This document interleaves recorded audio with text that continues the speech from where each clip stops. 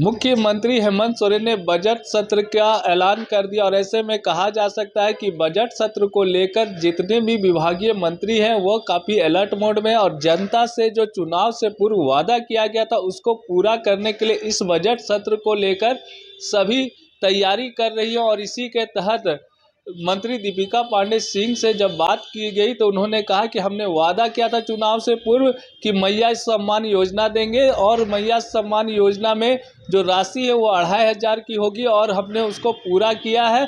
आप देख सकते हैं कि दिसंबर माह में भी ये राशि गई और जनवरी माह में भी ये राशि मुख्यमंत्री हेमंत सोरेन ने देने का काम किया। और ऐसे में कहा जा सकता है कि लोगों की जो उम्मीदें हैं झारखंड सरकार से वो काफ़ी बढ़ी हुई हैं, और इसी को लेकर उन्होंने क्या कुछ कहा आइए आपको सुनाते हैं। केंद्र की वजह से पैसा ना मिला हो या उन सब अड़चनों। देखिए, पूरे सिर्फ मेरे ही विभाग की बात नहीं है, लेकिन केंद्र सरकार के द्वारा किस तरह का व्यवहार गैर भाजपा शासित राज्यों के साथ किया जा रहा है ये सबके सामने है। झारखंड का 1,36,000 करोड़ देने का निर्देश कोर्ट के द्वारा दिया गया है, लेकिन उस पर भी किस तरह से आनाकानी हो रही है वो सामने है। हर विभाग को आप देखें, सिर्फ मनरेगा की बात करें तो आज करीब 600 करोड़ रुपया सिर्फ मनरेगा का बकाया है। अब वो आवास हमें अपने फंड से बनाना पड़ा, होना ये चाहिए था प्रधानमंत्री आवास के तहत हमें आवास जो है झारखंड के लोगों का बनना चाहिए था। आज पिछले दिनों यह तय किया है केंद्र सरकार ने कि वो सर्वे करके फिर से आवास की सूची लेंगे, लेकिन झारखंड को 22 से लेकर 24 तक उन आवासों से क्यों वंचित किया गया? और लोकसभा चुनाव के बाद विधानसभा के तुरंत पहले 1.25 लाख आवास दे करके एक कोरम पूर्ण करने का काम केंद्र सरकार ने किया है। झारखंड ने अपना सर्वे किया, सूची बनाई। आज झारखंड के 24 लाख लोगों को पक्के मकान की आवश्यकता है। राज्य ने अपने दम पर 2 लाख रुपए से अबू आवास पारित किया और करीब 6.5 लाख आवासों पर अलग अलग लेवल पे काम हो चुका है। कई पूर्ण हो रहे हैं, कई बनने के क्रम में हैं, कई सैंक्शनड हैं। तो राज्य ने अपने दम से ये किया है, लेकिन हम लोगों ने क्रेन से ये मांग रखी है कि हम लोगों ने अबू आवास बनाया, एक ऐसा मॉडल बनाया जो आम जनता के और ख़ास करके महिलाओं के ज़रूरत के अनुरूप है।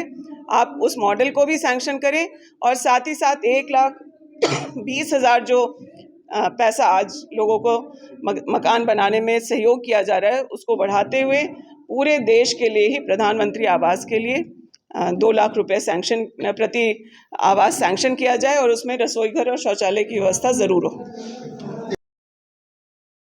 महिलाओं को देने का काम हमने किया है। दिल्ली में 10 साल से आपकी सरकार है। चाहते अगर इसके लिए ये सिर्फ चुनावी जुमला नहीं होता तो ये काम पहले भी किया जा सकता था।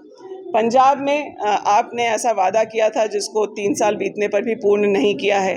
और अगर आप भाजपा की बात कर लें तो मध्य प्रदेश में 1250 को बढ़ा के 3,000 करने की बात थी, वो वादा पूर्ण नहीं किया गया। महाराष्ट्र में 1500 से 2100 बढ़ाकर देने की बात थी, वो भी नहीं किया गया। और यहाँ झारखंड में आकर के गोगो दीदी की बात करने वाले हेमंत बिश्व शर्मा के जहाँ के मुख्यमंत्री हैं, उनके राज्य में भी इस तरह से महिलाओं के लिए कोई योजना की कोई तैयारी नहीं। अच्छा तो बहुत होता कि अगर केंद्र सरकार एक ऐसी योजना देश भर की महिलाओं के लिए लेके आते, तो हम लोगों को अलग अलग राज्यों में जहाँ पर गठबंधन या कांग्रेस की सरकार है इस तरह की योजनाओं को अलग से लाने की आवश्यकता नहीं पड़ती, बल्कि हम लोग और बोनस देकर के राज्य सरकार की तरफ से इस राशि को और बढ़ा सकते थे। लेकिन भाजपा ये करने से रही। और चुनाव में महिलाओं के आर्थिक सशक्तिकरण आज एक मुद्दा बन कर के आया है। ये बहुत सकारात्मक पहलू है अब के महिलाओं के लिए। स्वास्थ्य, शिक्षा, सुरक्षा की बात तो होती ही थी, लेकिन महिलाओं का योगदान राज्य के विकास में, राज्य के आर्थिक सशक्तिकरण में उनका योगदान होगा। यह सिर्फ झारखंड ही नहीं, अब ये पूरे देश में होना चाहिए। उसी क्रम में दिल्ली में भी कांग्रेस ने यह वादा किया है कि हम प्यारी दीदी योजना के नाम से 2500 रुपये महिलाओं के, दिल्ली की महिलाओं के खाते में डालेंगे। एक छोटा सवाल गीता जी, सरकार ने बजट सत्र आहूत कर दिया है 24 से 27 मार्च तक के लिए 20 कार्य दिवस का ये सत्र है।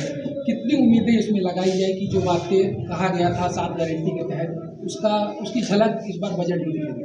देखिए, जो हम लोगों का सबसे बड़ा वादा इस राज्य की महिलाओं के लिए था जो उनके आर्थिक सशक्तिकरण को सुनिश्चित करता है।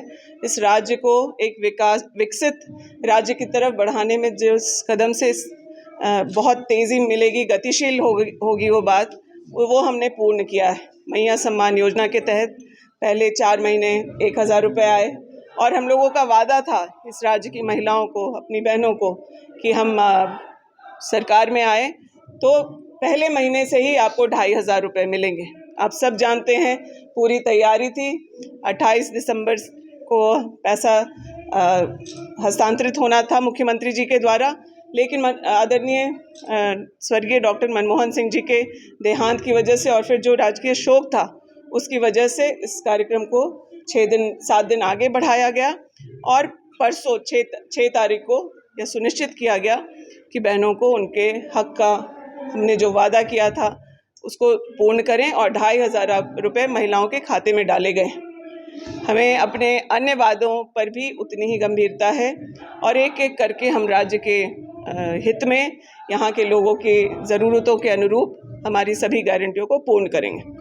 जो फाइनेंशियल ईयर क्या स्थिति है खर्च का, और जो देखिए चुनाव से ज़रूर प्रभावित हुआ। लोकसभा चुनाव, विधानसभा चुनाव, 2 चुनाव हम लोगों ने इस फाइनेंशियल ईयर में देखा है, लेकिन मुझे लगता है कि चुनाव के पहले जो भी प्लान था, जिन कामों को एग्जीक्यूट करना था, उस पर काफ़ी तैयारी हो गई थी। आप छोटे से एग्जाम्पल से समझ पाएंगे कि चुनाव की वजह से धान अधिप्राप्ति प्रभावित ना हो, इसके लिए राज्य ने बोनस पहले ही घोषित कर दिया था और जब चुनाव चल भी रहे थे तो किसानों को अपना धान पैक्स के माध्यम से सरकार को देने में कहीं कोई परेशानी नहीं हो रही थी। तो चीज़ों को चुनाव के अनुरूप हम लोगों ने बहुत ध्यान रख करके उसी तरह से क्रियान्वित किया था और अब बाकी जो 3 महीने बचे हैं उसमें हम लोग बजट के अनुरूप जो निर्णय हुआ था, जो तय हुआ है, उसे पूर्ण करेंगे। विभाग की कमिटमेंट क्या है कि 2,500 रुपये देंगे, तो ये मॉडल हिट हुआ है झारखंड में बहनों का, मैया का बहुत बड़ा योगदान रहा है और हम लोगों ने भी चुनाव अपने पहले कार्यकाल में ही इतने विपरीत परिस्थिति होने के बाद, कोरोना जैसी परिस्थिति हुई, उसके बाद फिर किस तरह से सरकार को अस्थिर करने का प्रयास हुआ, बहुत हम लोगों के लोकप्रिय मुख्यमंत्री जी को षड्यंत्र के तहत जेल भेजने का काम हुआ, उसके बावजूद हम लोगों ने महिलाओं के लिए इस योजना को लागू कर दिया था। इसी प्रकार की योजना जब शीला दीक्षित जी मुख्यमंत्री थे दिल्ली की, उन्होंने लाडली योजना की शुरुआत की थी, जहां बेटी के जन्म पर ही अगर अस्पताल में हो तो 11,000 रुपये, अस्पताल से बाहर हो तो 10,000 रुपये देने की बात